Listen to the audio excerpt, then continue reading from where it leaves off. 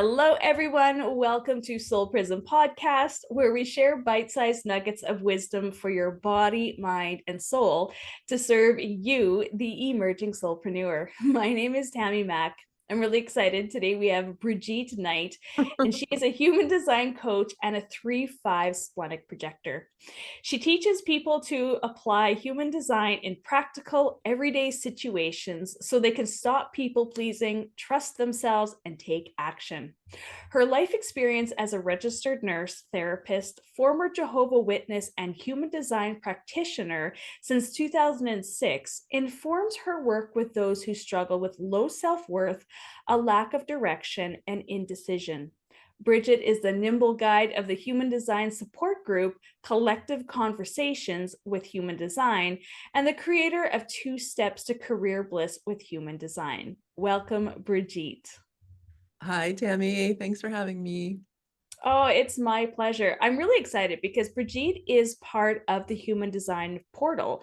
This is our Facebook group that we have, and she is one of the moderators there. And she brings such beautiful comments. She's like always in the comments. She's a comment warrior, and she's always bringing her light into the comments and asking great questions and being a cheerleader.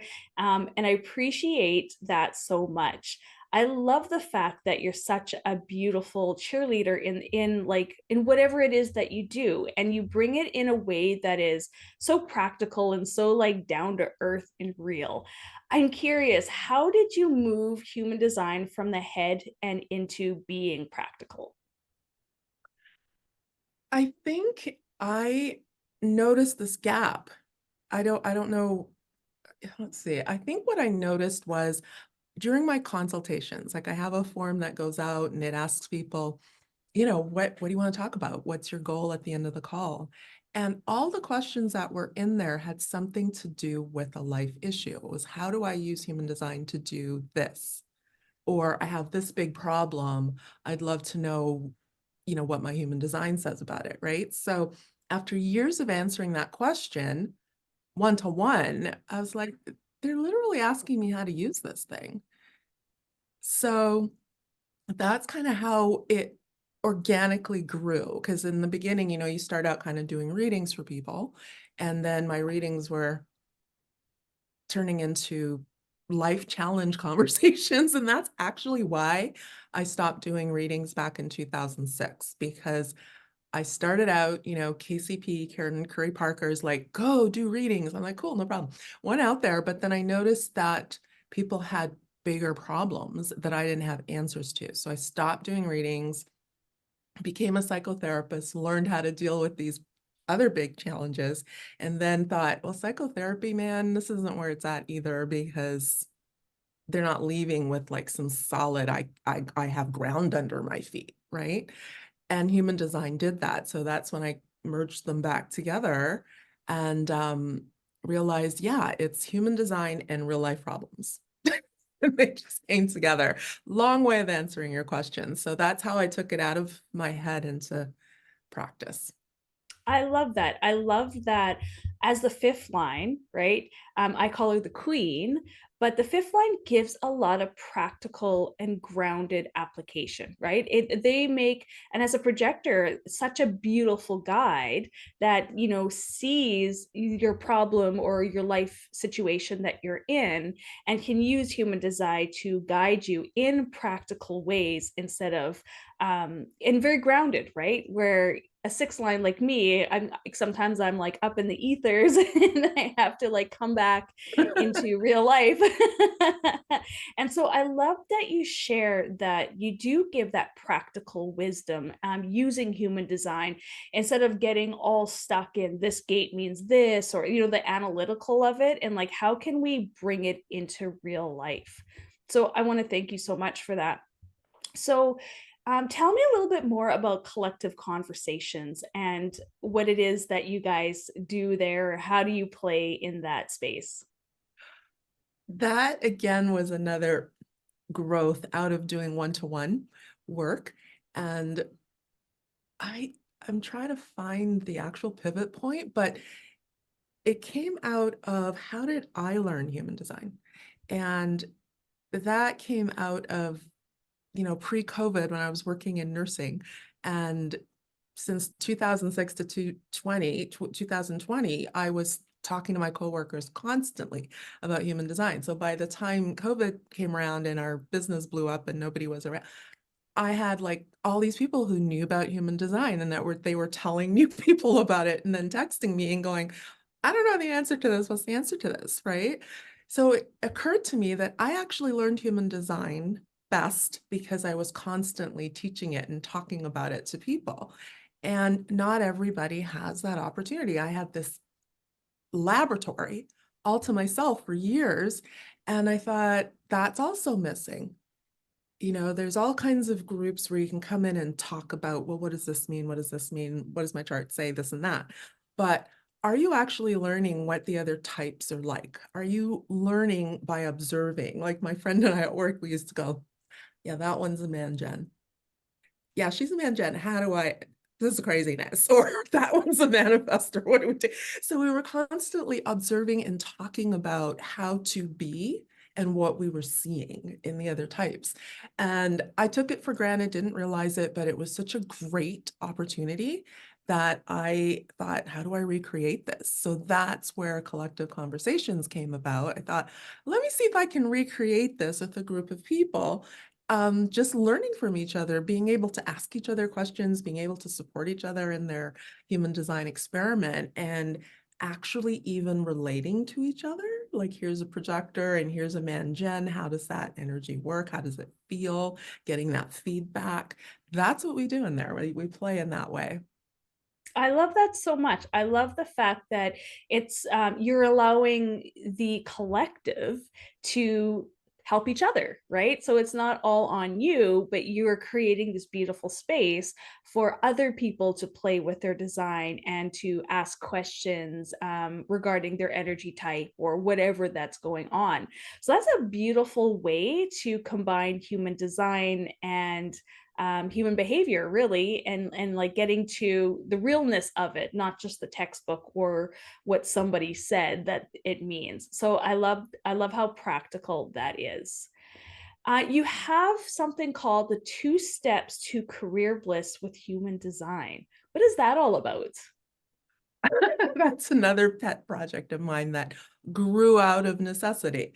It was one of the, I would say, the number one question that I received in consultations. For some reason, I don't know if it was the blogs I was writing or what, but people were like, I'm in this job and I feel stuck. Or it's maybe came out of the projector thing. I'm burnt out because I'm using my energy incorrectly in a job that I chose incorrectly. So I'm dying. Can you, as a projector, tell me how can I find work that's more compatible to me at my type, right?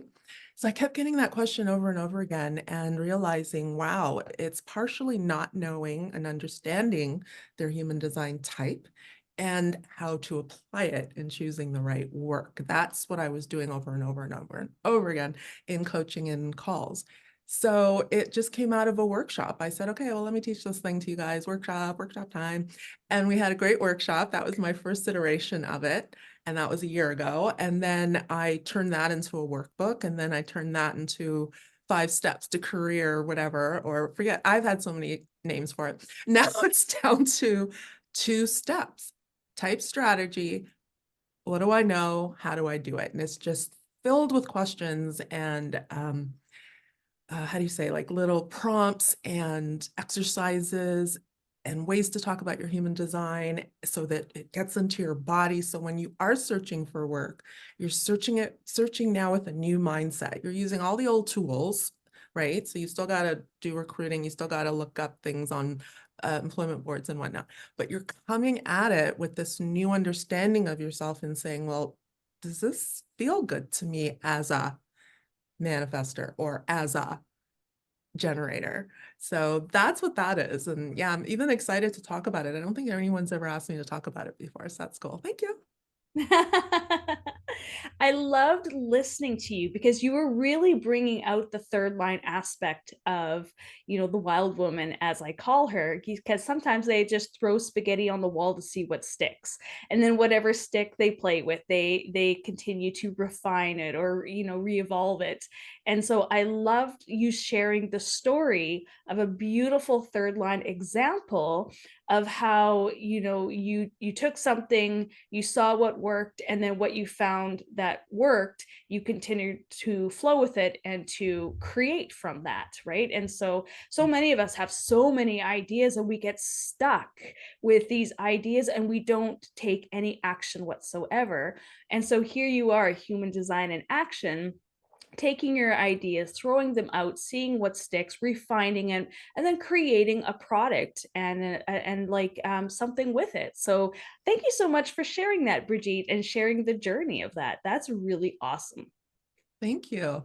I think if you don't mind me adding, I think it also satisfies the projector personality as well, meaning we don't have a lot of extra energy to be reinventing the wheel, creating new products constantly, constantly, constantly, and doing all the things, right?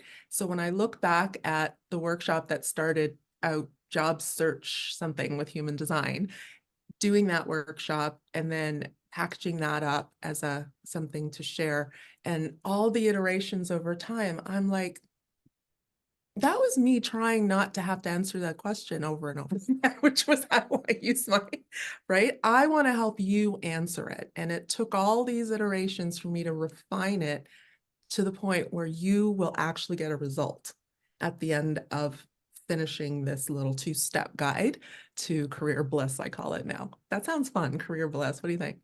It sounds very projector like with bliss. Success. And I love that. Don't we? I mean, personally, I love to work. When it's something that I'm creating, when it's coming from my soul, I could do it all day. I'm a Capricorn rising and I do have a defined will center. So, like, I'm here to work. I'm not, every, I don't like to label all projectors being the same way. Some people love naps and love to rest and love to take it easy. Not me. I love to work and I own that and I'm totally okay with that. But we all have a different way of doing things. And that's what makes human design so good because it really honors your uniqueness. It doesn't put you in a box. Mhm. Speaking of boxes, Brigitte is a presenter for the upcoming Take Up Space Summit, my first summit. I'm so excited to be sharing. Brigitte, will you tell us what taking up space means to you? Taking up space to me means owning your energy in the room. I I just the visual of it is amazing to me. You're in the room and you may be using your strategy as a projector, like waiting for opportunities to really share your wisdom as you're looking around the room. But your vibe and energy is just huge, meaning ask me. I know stuff. I know, and I'm just waiting. Taking up space to me means not waiting in other areas, creating stuff that people, when they do ask for your input, you have something for them to walk into, right? That they're going to be amazed at, like, whoa, all that was back there. Like I just love that vibe of being large but not intrusive, if that makes sense. I love that. Large without being intrusive, meaning that it's your aura that speaks and not your voice, right? So like That's it. sometimes our voice can be quite intrusive, right? But if you allow your aura to speak for you, right? To call people in however it is that your energy vibes, because our energy all vibes in different ways. We all attract in different ways, but allowing your energy to take up space rather than you being in somebody's face and taking up space that way. So it's the energetic Yes. taking up space. Thank you so much, Brigitte, for sharing that. I love how everyone has a different view and perspective of what taking up space is. And that's why this summit is so powerful, is because we have so many different amazing coaches and mentors really bringing up, taking up space in their own business and lives, and sharing their classes, their freebies, and also their viewpoint of what it means to them. I want to thank you so much for that. So she has this beautiful offering that she's sharing today, and I'm going to be sharing it in the show notes. It's called Avoid Stress and Burnout with Human Design. And so that is really helping you to stay in your own lane so that you can take up some more space in your business and life. Do you want to share a little bit about that? Yeah, I think it just grew out again from helping people with their career and business. That was the next question was, I'm really burnt out. I'm really wiped out. How can I use my human design? Because I sense it can help me, feel better and do things better. And it's literally, how can I use and add human design to what I'm already doing to take care of myself, right? Because it sounds like people have habits, self-care habits that are out there, but they're not exactly, if you're downloading this product, that means you still need some more help, right? So it's to add your human design to what you're already doing, possibly. It walks you through, well, what does it mean to use my strategy and how can that help me avoid stressful situations or minimize them? That's literally what it's walking you through with questions and prompts again. So yeah, I think again, it's just helping me answer questions that people are constantly asking me. So I hope your listeners will enjoy it and, download it and have fun. Once again, projectors, we are here to help you to work smarter and not harder. And she is beautifully showcasing how she is taking all these questions that she's been asked for the last 10 years and creating a system and creating a product so that she doesn't have to keep answering those same questions, and she can dive in deeper, or whatever it is that she wants to, share next. She can do it from a place of a beautiful foundation of information. So thank you so much, Brigitte, for being on the Soul Prism podcast today. I'm really excited about the Take Up Space Summit that is happening July 24th to the 26th. And thank you so much for being here, and we'll see you next week. Bye. Bye.